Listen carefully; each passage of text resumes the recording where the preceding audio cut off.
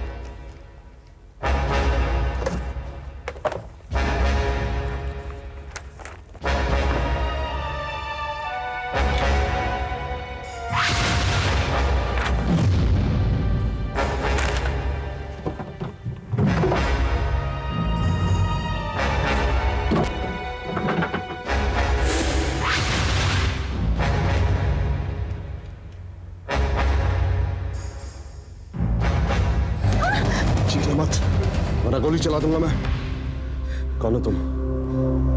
मैं इस ऑफिस में काम करती हूँ। इतनी रात को यहाँ क्या कर रही हो? कोई ऑफिशियल काम से आई थी।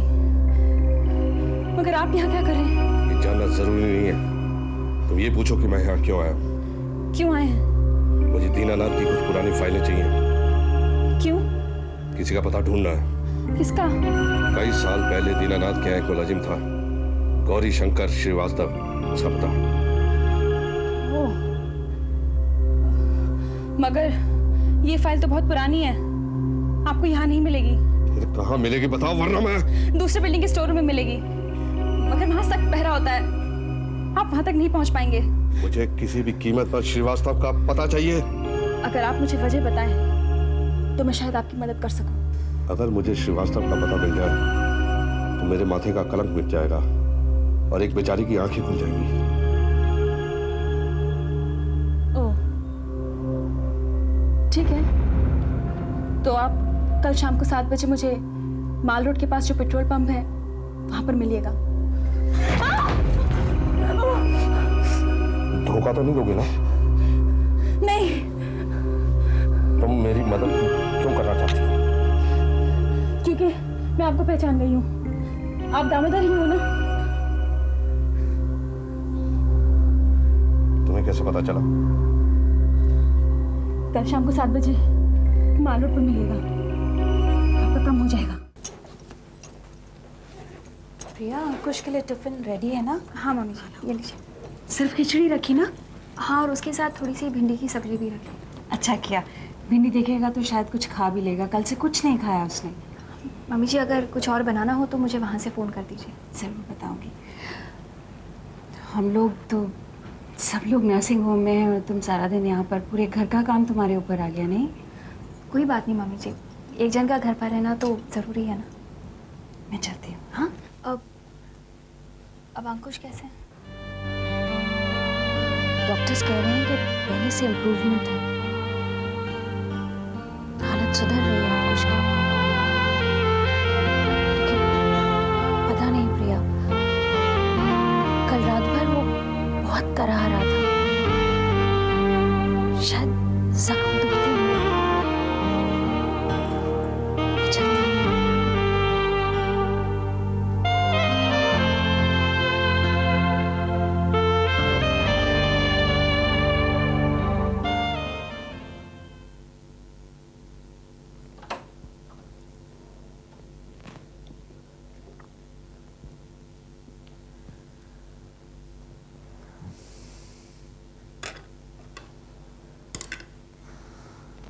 माँ नहीं आई?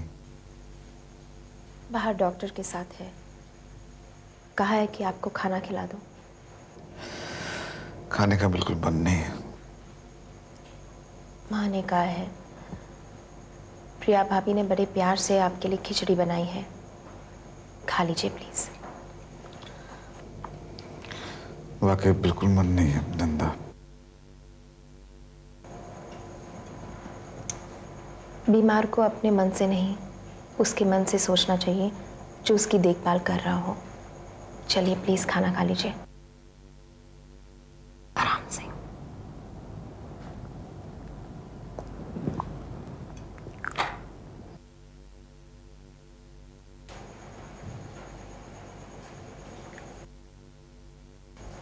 ऐसे क्या देख रहे हैं आप?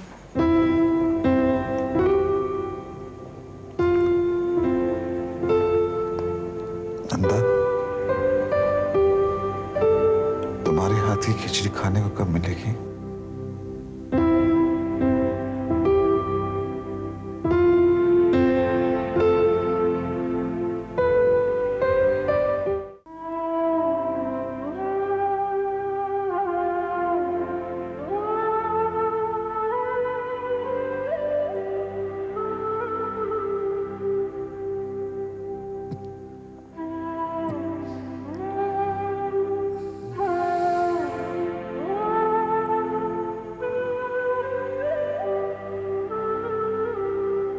दिन में मेरी शिकायत करती हो और रात में फिक्र जताती हो।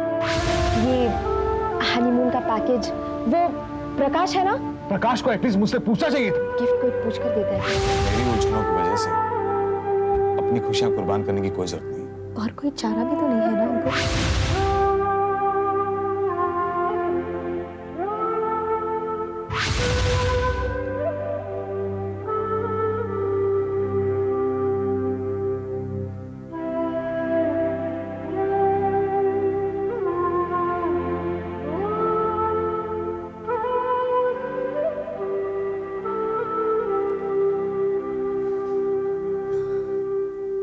सॉरी, अचानक मुझे नींद आ गई थी।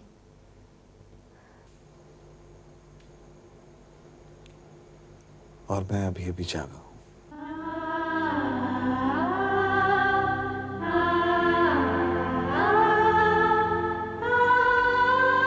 आपकी दवाई का समय हो गया, मैं दवाई लेकर आती हूँ।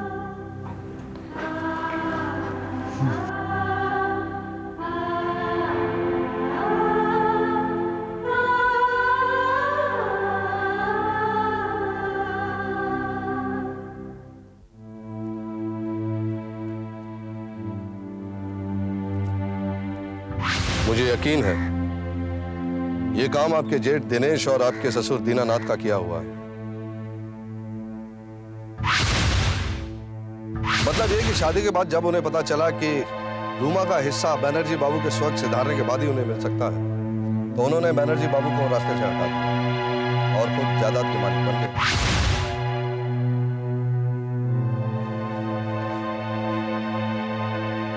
क्या सोच रहे हो संपत्ति? खतरे की घड़ी तो टल चुकी है। अंकुश खतरे से बाहर है। मैं अंकुश के बारे में नहीं सोच रही। तो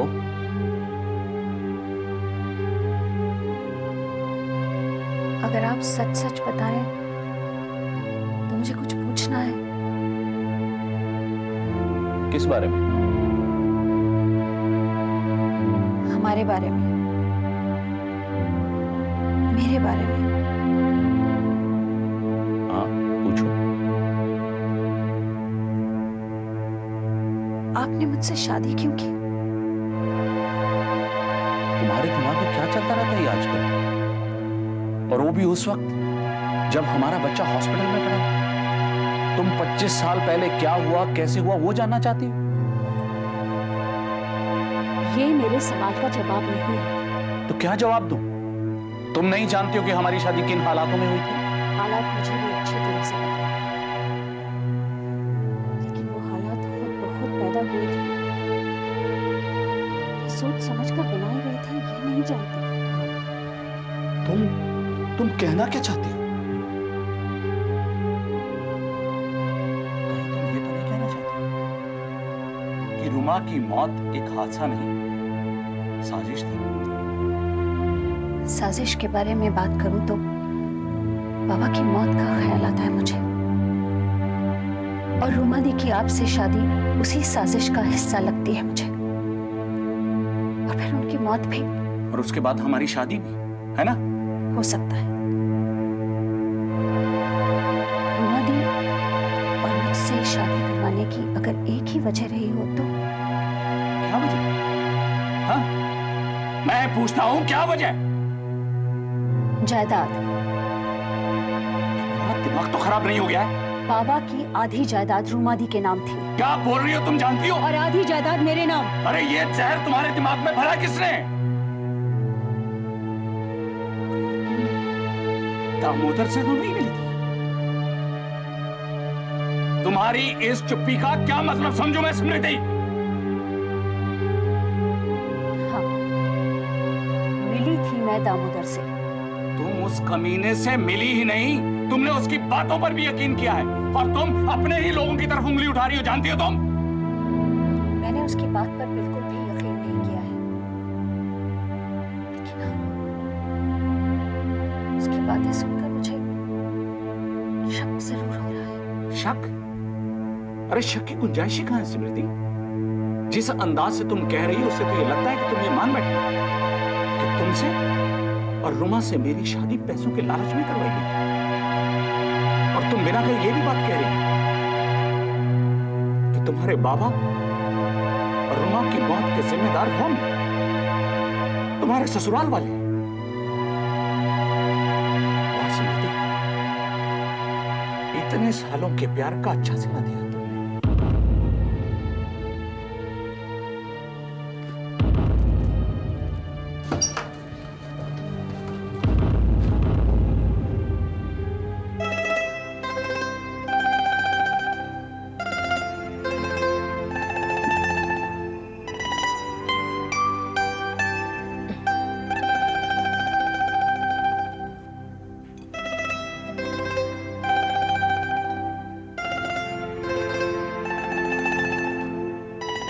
अब जल्दी ठीक हो जाएंगे।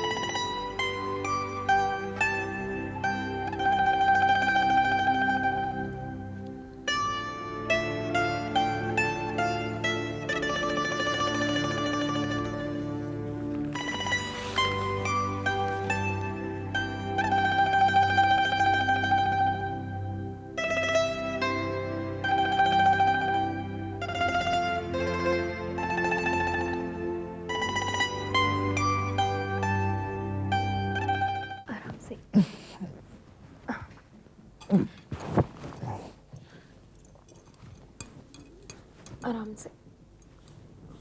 बस।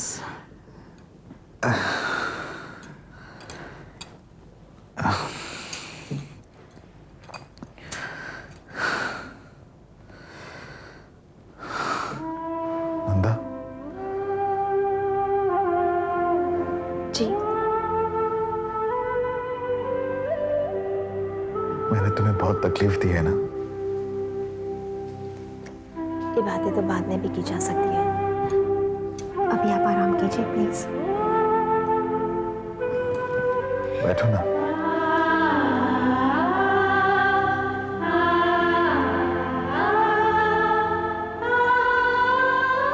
दिल से नहीं चाहा तुम्हें कभी तकलीफ पहुंचाना,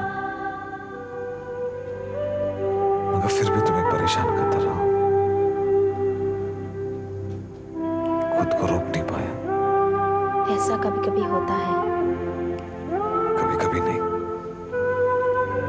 अक्सर ऐसे ही होता है। जो हम नहीं चाहते वही होता रहता है।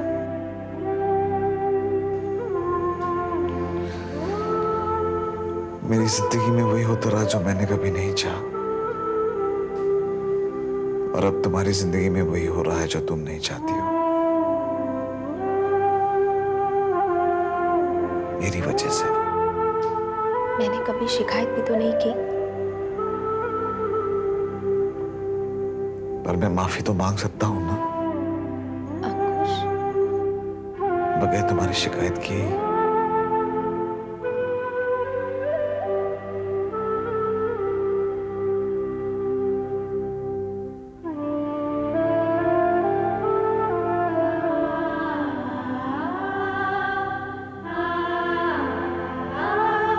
मुझे माफ